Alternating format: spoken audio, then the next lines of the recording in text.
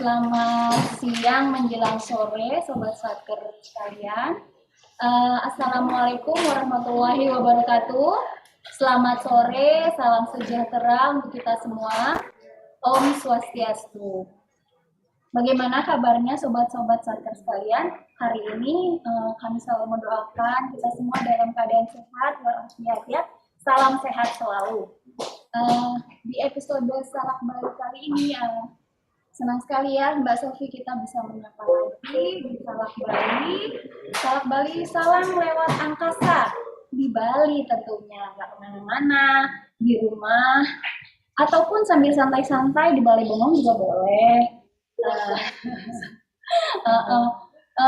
Tema kali ini kita akan mengangkat masalah serba-serbi pergantian pengelola keuangan pada Satker.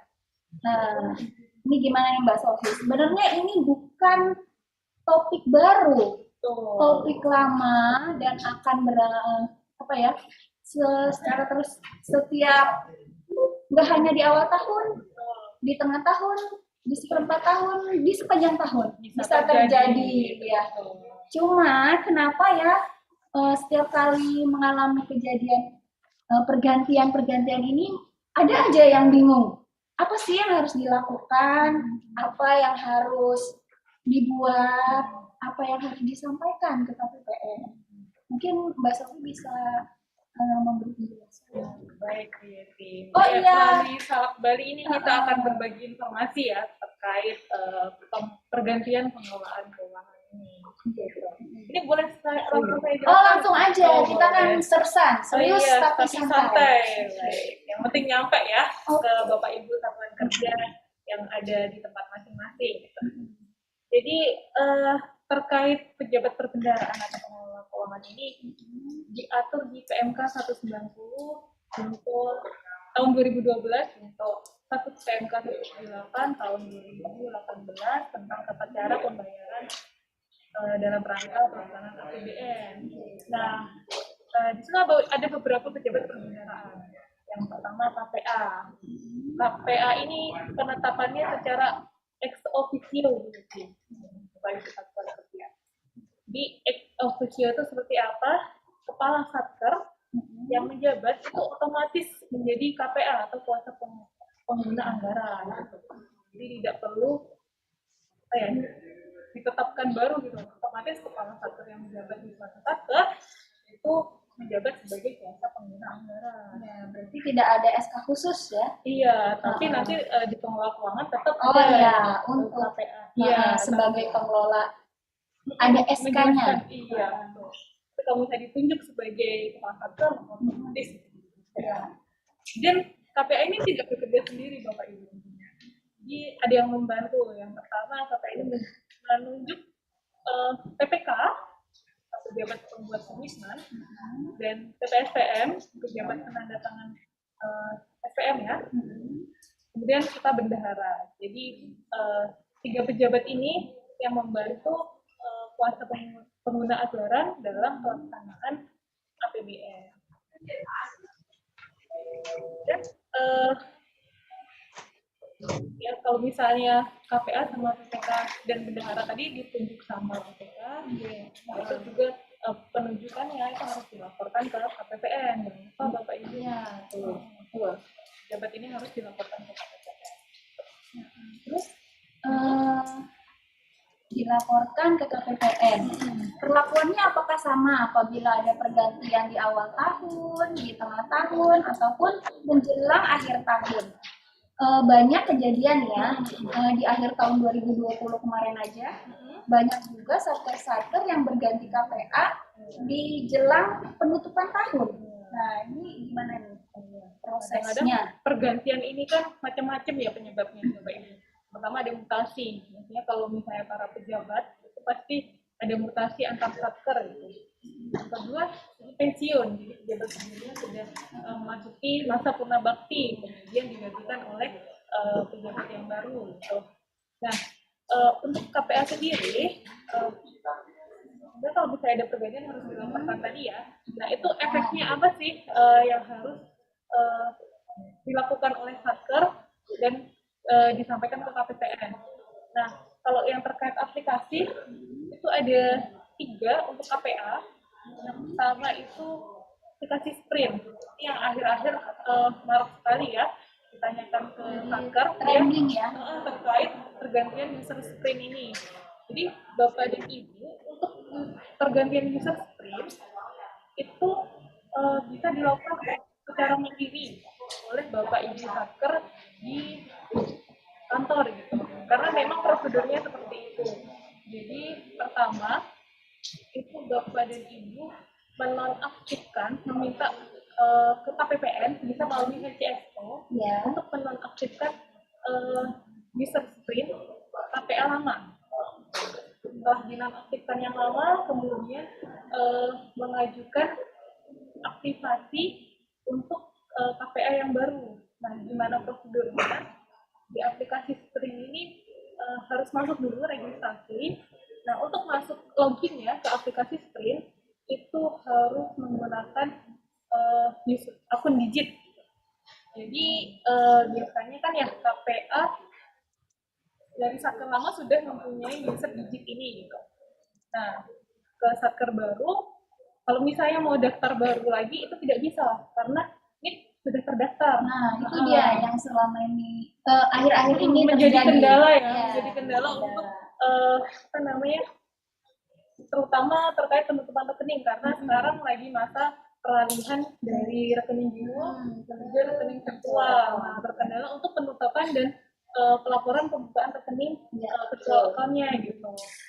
Nah, kalau misalnya lupa user digitnya, kita reset sendiri. Jadi tinggal memasukkan, iya, ada menunya di apa namanya di aplikasi digitnya. Jadi waktu mau login itu Bapak dan Ibu bisa di bawah tuh klik lupa akun atau password. Di situ memasukkan NIP Bapak dan Ibu atau NIP KPA-nya dan email yang dipakai saat pendaftaran. Berarti ini masih pakai NIP-nya KPA lama dulu? KPA baru, KPA lama kan tinggal dilaporkan ke KPPN aja. Lalu kita akan mengangkat juga atau gimana? Iya, nanti kalau sudah dinonaktifkan, kemudian registrasi untuk KPA baru. Nah, untuk masuk ke aplikasi Sprint-nya, kita harus punya akun digit. Gitu. Kadang-kadang dari satker lama itu udah punya akun digit, makanya di satker baru ini tidak perlu daftar baru lagi, nggak bisa ulangi. Tapi kadang-kadang KPA itu lupa user passwordnya. Kalau user kan pakai NIP ya, passwordnya gitu. Jadi untuk password bisa di reset. Gitu. Resetnya tadi bisa sendiri melalui akun digit ya. Dan kalau misalnya lupa emailnya pada waktu pendaftaran akun digit, maka bisa melakukan reset melalui HDJPB. HDJPB langsung ya, ke HCSO tuh Bapak Ibu, langsung ke HDJPB. Karena kewenangan untuk reset akun digit ini ada di pusat, bukan di KPPN. Tapi kalau misalnya mau ke HCSO itu bisa. Nanti kami bantu eskalasi ke HDJPB gitu. Dan dia akan dibantu untuk reset. Nah, sekarang udah berhasil login digit gitu. Masuk ke aplikasi Sprint itu bisa langsung registrasi. Dan mohon Bapak Ibu pastikan sebelum registrasi kewenangan di satker baru itu user KPA ini sudah dinonaktifkan di satker lama. Nah, untuk penonaktifan di satker lama, kalau misalnya masih lingkup KPPN Denpasar, satker lamanya itu bisa langsung menghubungi KPPN Denpasar. Tapi apabila satker lama itu di luar lingkup pembayaran KPPN Denpasar, Bapak dan Ibu bisa menghubungi satker lama untuk meminta bantuan dari KPA-nya. Satker lama bilang ke KPPN mitranya untuk dinonaktifkan. Karena kalau misalnya statusnya masih aktif di satker lama, Bapak dan Ibu tidak bisa registrasi kewenangan di sektor baru. Jadi logikanya seperti ada perpindahan pegawai yang di GPP-nya masih aktif di satker lama dengan mitra mitra kerja di luar KPPN Denpasar. Jadi seperti itu, sprintnya berarti sama. Sama. Jadi nanti biar tidak ada double user gitu. Nanti yang lama harus dinonaktifkan dulu, kemudian mendaftar kewenangan di satker baru. Nah, kalau misalnya tadi ya di satker lama sudah dinonaktifkan, berhasil registrasi kewenangan, jadi nanti waktu masuk sprint ada form registrasi mengisi kewenangan.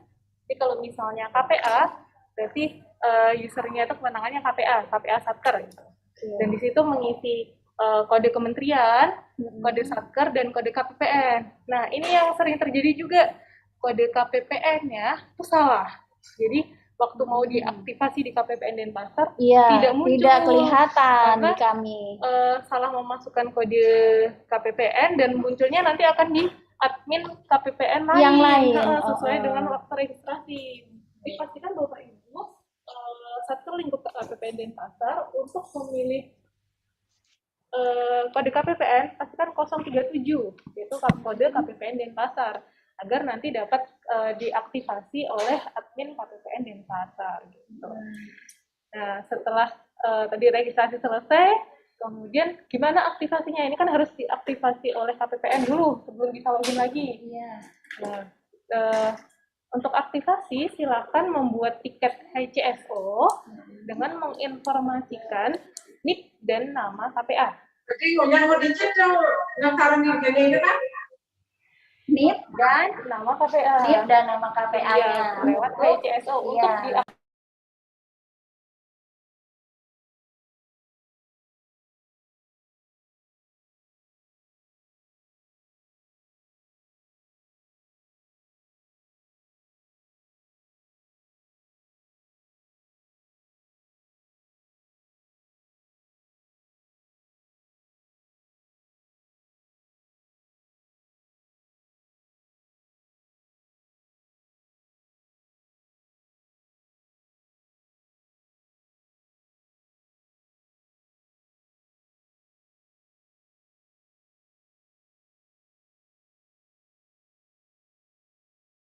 aja udah panjang ya penjelasannya. Tapi sprint ini kan user friendly ya. Iya, betul. Maksudnya sudah dibuat sedemikian rupa seperti aplikasi-aplikasi yang lain yang mudah sekali diikuti gitu ya. Bapak Ibu untuk registrasi sebenarnya nggak perlu lama-lama, 5 menit aja udah jadi. Nah, karena hanya mengisi 4, memilih kode kewenangan sebagai staf satker, atau ini tadi terkait KPA ya, berarti ininya KPA satker, kemudian kode kementerian, kode satker, dan kode KPPN. Aku registrasi berhasil nanti tinggal diaktifasi oleh KPPN. Kode KPPN-nya sobat satker udah tahu belum? Jangan-jangan lupa-lupa nih. Ingat berapa coba?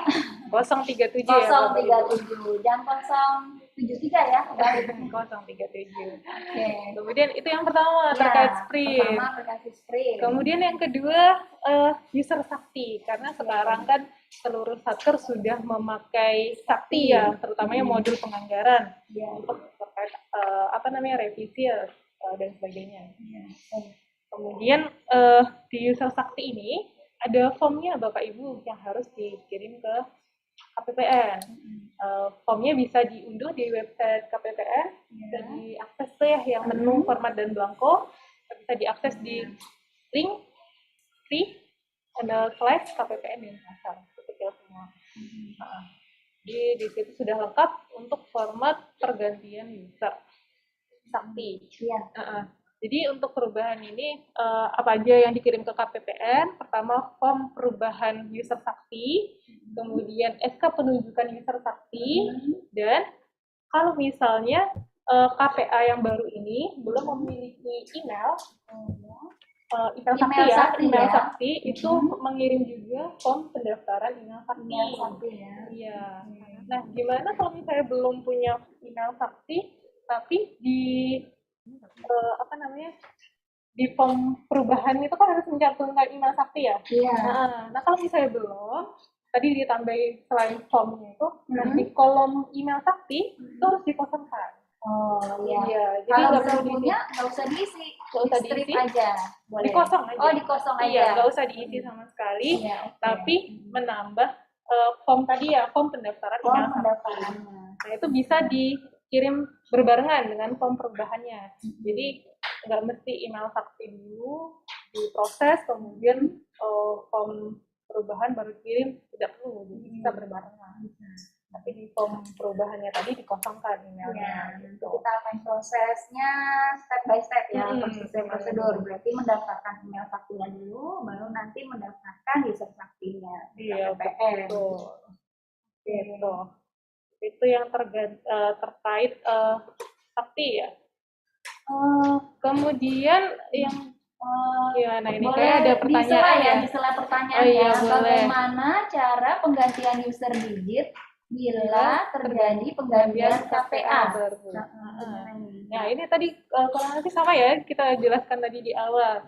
Jadi kalau misal digit itu kan bisa masuk ke berbagai aplikasi. Jadi dia seperti pintu untuk masuk ke beberapa aplikasi. Iya, termasuk salah satunya Sprint gitu.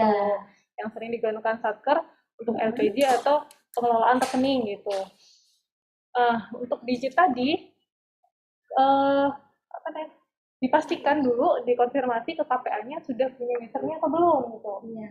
Jadi sebenarnya user digit ini melekat di masing-masing orang ya? Iya, tergantung apakah tidak melihat ini statusnya jabatannya apa atau masuk ke aplikasi apa. Iya, gitu. jadi seperti saya, Mbak Sofi juga kami punya akun digit dengan user NIP dan password masing-masing ya. Dan itu bisa masuk lalu ke kami bisa masuk ke berbagai aplikasi. Gitu. Untuk karena Satker sendiri yang digunakan adalah Sprint, maka masuknya lewat digit nanti istilahnya milih kewenangan ya, kewenangan aplikasinya, registrasinya lah. Tapi untuk masuk loginnya itu pakai digit, tapi waktu masuk ke Sprintnya nanti registrasi kewenangan istilahnya. Gitu. Nah ini kan yang ditanya itu kan penggantian user digit. Sebenarnya bukan penggantian user digitnya. User digit itu kita punya satu, bisa dipakai di mana aja, di kantor mana aja, gitu kan? Betul. Nah, kalau kita udah punya user digit, nggak bisa daftar lagi, karena validasinya NIP sama NIK. Ya. Jadi kalau misalnya NIP atau NIK-nya sudah terdaftar sebelumnya, maka itu akan bisa digunakan seterusnya gitu. Jadi misalnya contoh tadi KPA yang baru ini, sebelumnya juga KPA di Satker lama. Biasanya KPA itu sudah punya user digit itu untuk contohnya gini, misalnya nih, tapi doa juga boleh ya. Amin. Saya sebagai KPA di KPPN Denpasar. Lalu saya sudah punya user digit, tapi saya dimutasi ke KPPN Amalapura misalnya. Nah, untuk user digitnya ini saya tidak perlu membuat lagi kan, hanya saya begitu masuk digit suatu aplikasi misalnya Sprint, nanti saya tinggal registrasi saja. Sebelum registrasi yang di KPPN Denpasar itu harus dinonaktifkan dulu. Bagaimana Bapak, udah jelas? Ya. Jadi tadi nonaktifkannya sudah dikasih tahu tadi. Menghubungi KPPN setempat. Satker yang lama ya. Satker lama. Karena suatu KPPN itu tidak punya kewenangan untuk menonaktifkan Satker di luar lingkup pembayarannya gitu. Kemudian kalau misalnya tadi sudah punya, berarti masih pakai akun yang lama ya, NIP dan password yang lama di digit. Tapi kalau belum punya, itu bisa daftar baru. Daftarnya ya di aplikasi digit ya, digit.kemenq.go.id. Kemudian nanti ada klik registrasi gitu. Di situ tinggal isi data-data seperti NIP dan foto yang dilengkapi lah sampai bisa berhasil registrasi gitu. Jadi setelah registrasi bisa login pakai akun digit, kemudian bisa memilih kewenangan di aplikasi Sprint. Registrasi di aplikasi Sprint, kemudian minta diaktifasi oleh KPPN gitu untuk user digit. Gitu. Dan ini ada yang nanya user recon gimana gitu, KPA di aplikasi e-recon. Nah ini tadi selain dua yang saya sudah bahas ya, tadi yang pertama Sprint ada dan Sprint, Sakti. kemudian yang kedua ada aplikasi Sakti, kemudian yang ketiga itu ada aplikasi Erekon. Ya. Nah, aplikasi Erekon ini untuk formatnya sudah ada di website KPPN Denpasar juga untuk form pendaftaran user Erekon. Jadi Bapak Ibu langsung mengirimkan form tadi ke KPPN, bisa by email atau langsung disampaikan ke satpam ya, kopinya yang di lobby. Nah, itu nanti akan diproses di KPPN dengan itu otomatis yang lama dinonaktifkan, kemudian KPA yang baru aktifkan hanya dengan menyampaikan form pendaftaran user tadi. Seperti itu. Formnya ada di mana, Bapak Sobat Satker sekalian? Sekali lagi, sekali-kali jalan-jalan ke websitenya KPPN Denpasar. Iya. Kita melalui dunia maya. Iya. Di website KPPN Denpasar itu sudah ada di layanan umum, kemudian ada format dan belangko. Bisa diklik di situ. Banyak pilihan format yang kita butuhkan. Di situ juga ada dasar hukumnya juga. Abis acara ini buka ya nanti websitenya. Sudah lengkap Bapak Ibu. Format dan belangko juga lengkap. Bapak Ibu tinggal mengunduh Word, ini dalam bentuk Word ya, tinggal mengisi disesuaikan dengan data isian di Satker Bapak Ibu. Seperti itu. Kemudian selamat sore Mbak, untuk user Sakti minta tolong di-share caranya di WA. Oh ya nanti itu ya. Kalau format belangkonya ke website KPPN aja ya. Iya, sudah lengkap. Terus Mbak, kita lanjut dulu aja. Oh iya. Yang tadi. Ini tadi KPA sudah selesai. 3 tadi. Kemudian gimana kalau PPK yang kedua? Kalau PPK ini tidak ada aplikasi khusus ya Bapak Ibu.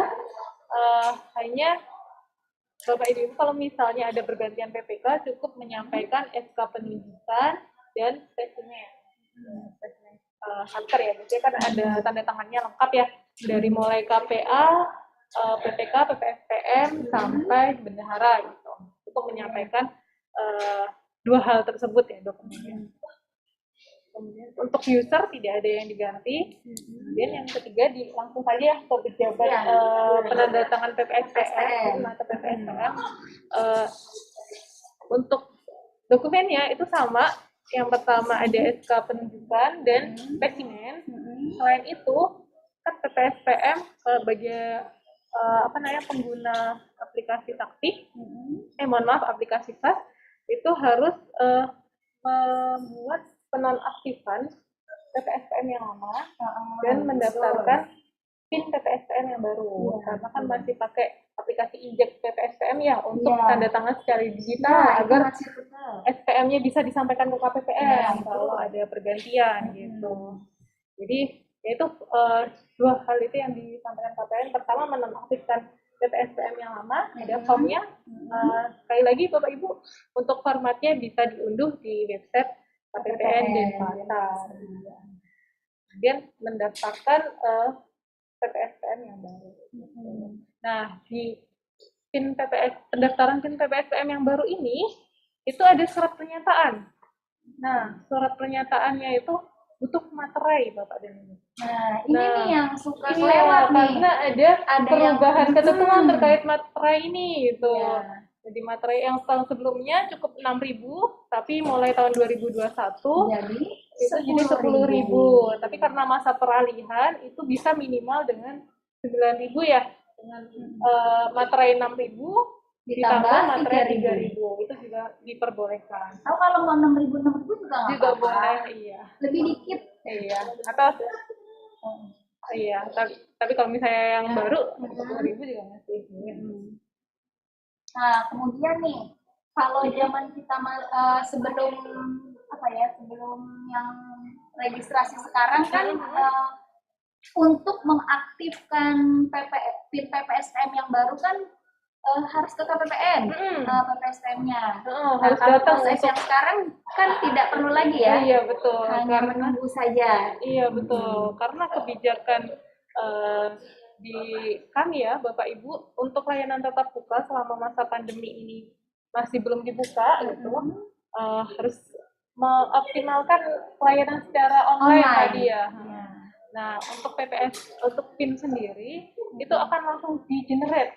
Jadi tidak bisa diatur lagi. Jadi nanti bisa setelah ngatur sendiri ya. Kalau dulu bisa biar gampang diingat nih. Iya, gitu. Jadi PPSTM-nya yang menentukan. Iya betul. Dulu PPSTM langsung datang ke KPPN, aktivasi dari PIN yang diterima SMS melalui SMS gitu, kemudian mengubah sesuai dengan keinginan gitu. Tapi yang sekarang mohon maaf Bapak dan Ibu karena masih layanan tatap muka belum dibuka, itu akan langsung di-generate, akan secara acak PIN-nya dipilih oleh sistem. Nanti akan dikirimkan melalui SMS ke nomor HP yang didaftarkan. Nomor HP PPSTM ya tentunya.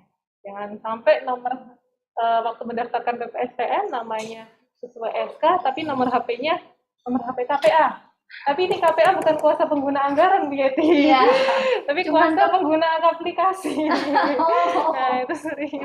Aplikasi ya, bukan anggaran. Iya, jadi pastikan untuk pendaftaran PIN PPSTM nomor yang dicantumkan adalah nomor PPSTM-nya, benar-benar nomor PPSTM-nya. Iya. Kemudian ini nih. Karena yang bertanggung jawab atas SPM itu yang tanda tangan SPM itu kan PPSTM. Otomatis nanti tanggung jawabnya berada di PPSTM. Satu lagi Mbak, SMS-nya ini biasanya diterimanya nggak cuma satu kali. Nah ini bukan banyak, ada beberapa satker yang bilang, loh saya pakainya yang mana nih? Dapat SMS sampai 3 kali, gitu. Jadi yang dipakai yang mana? Ya, karena sistem kami memang ada kekurangan ya. Biasanya sekali pendaftaran itu langsung dapat beberapa SMS seperti itu, tapi sampai saat ini memang belum ada perbaikannya. Jadi ya SMS-nya diterima aja, tapi yang bisa digunakan hanya yang terakhir ya. Yang paling terakhir ya, sobat. Terakhir di SMS. Ya, itu. Kemudian yang terakhir ada bendahara ini. Ini juga kadang-kadang sih ya satker jarang kalau berubah bendahara, kalinya ditunjuk ya itu aja yang dibaca. Jabatan seumur hidup ya sobat satker. Iya, sampai pensiun menjabat sebagai bendahara gitu. Jadi untuk bendahara sendiri aplikasinya kurang lebih sama ya dengan KPA. Kita ada aplikasi SPRINT karena untuk penyampaian LPJ gitu. Untuk dokumennya yang dikirim itu juga sama, SK penetapan sama spesimennya. Karena di spesimen itu ada termasuk bendahara ya. Iya.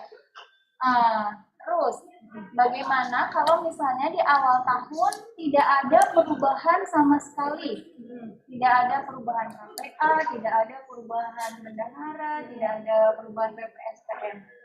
Apa sih kewajibannya satker? Apakah harus memberitahukan ke KPPN atau bagaimana Mas? Iya betul Bu Yeti. Jadi apabila di awal tahun tidak ada perubahan sama sekali, nah itu harus membuat surat pemberitahuan ke KPPN bahwa pejabatnya tidak ada yang berubah. Gitu.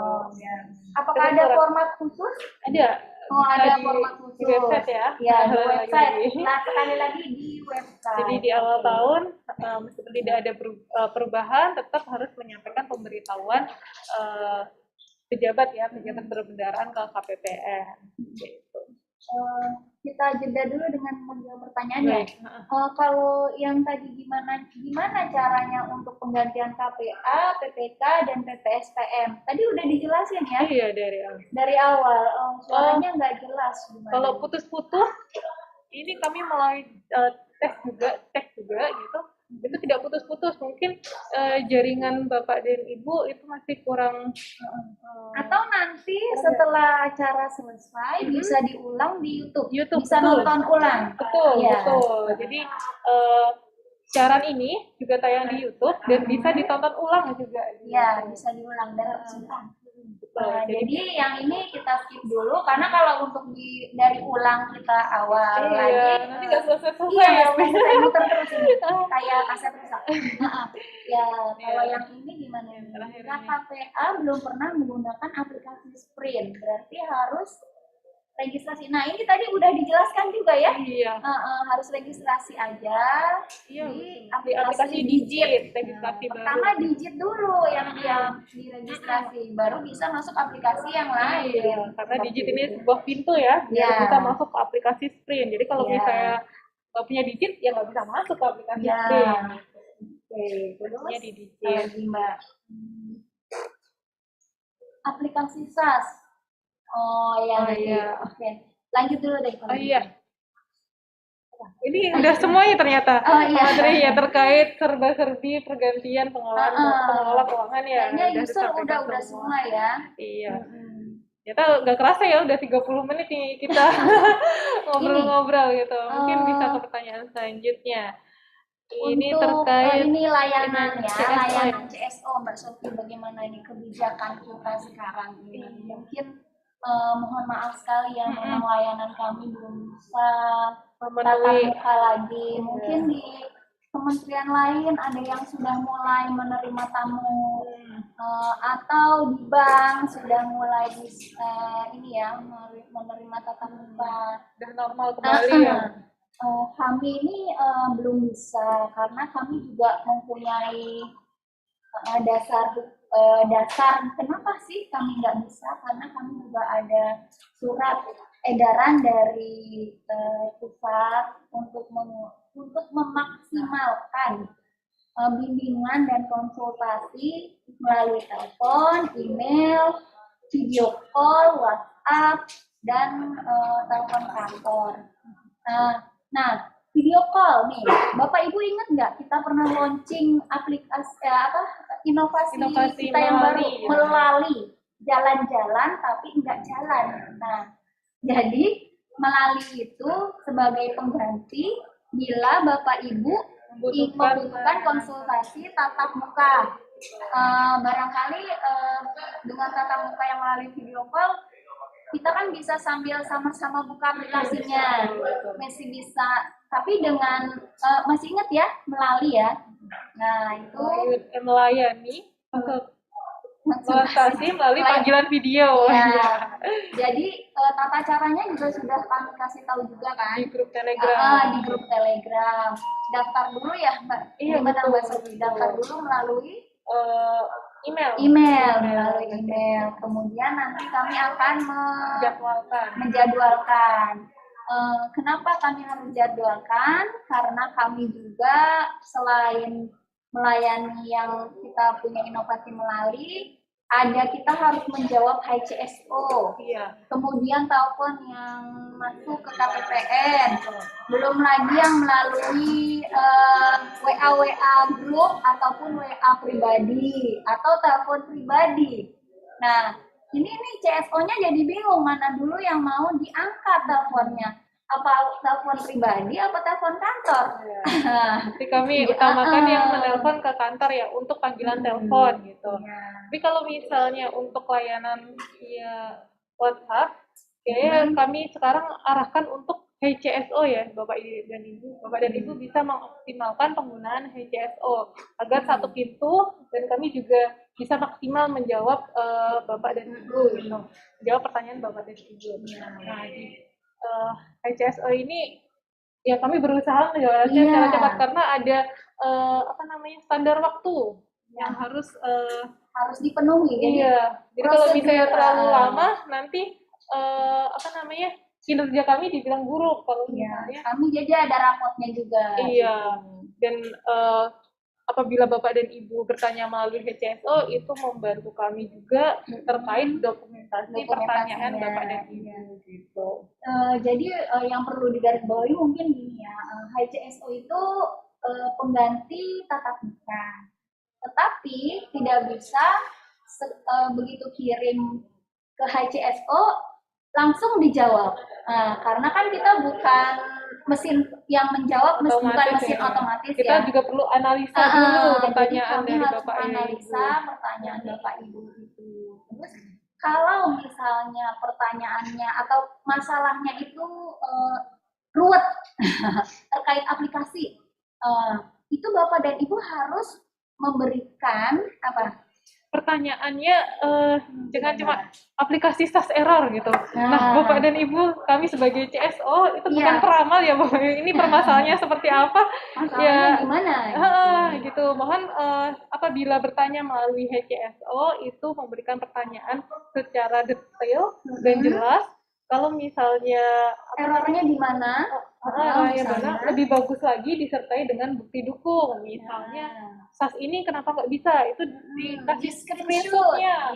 Ada biasanya kan ada peringatan ya. Misalnya gagal karena apa gitu. Agar kami bisa lebih mudah untuk menganalisa permasalahan Bapak dan Ibu dan bisa memberikan solusi yang tepat untuk Bapak dan Ibu. Begitu.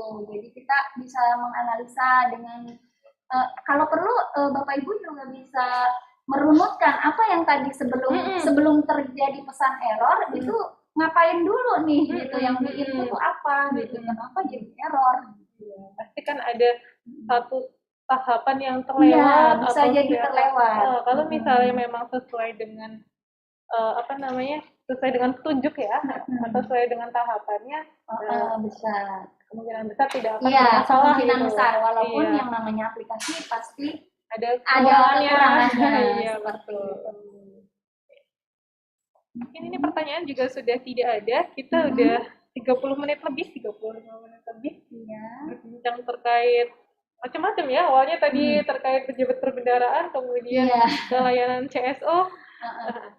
Nanti yang melalui itu kami juga perlu menganalisa juga permasalahannya. Yang paling kami utamakan mungkin yang masalah aplikasi ya. Iya, betul. Sudah ada yang benar-benar di tutorial dengan video call dan ya alhamdulillah berjalan lancar.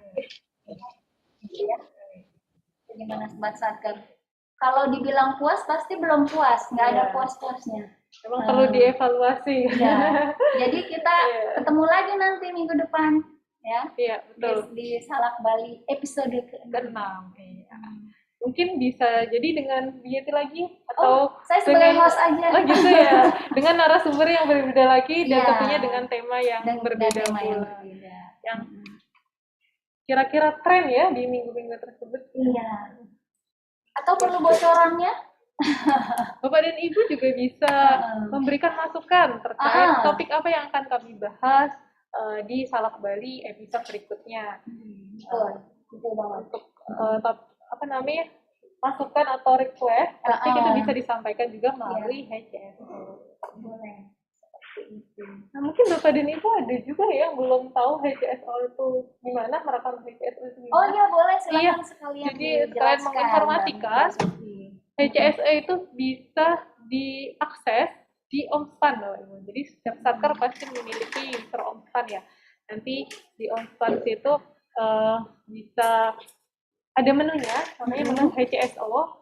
Kalau misalnya Bapak dan Ibu belum merekam data pengguna, pastikan dulu merekam data pengguna, kemudian merekam bantuannya, pertanyaan yang akan ditanyakan. Oh, jadi bantuan itu isinya nanti pertanyaan kita gitu ya? Sebelum mengisi pertanyaan, bisa mengisi data pengguna dulu. Oh iya. Tadi informasi terkait HCSO ya.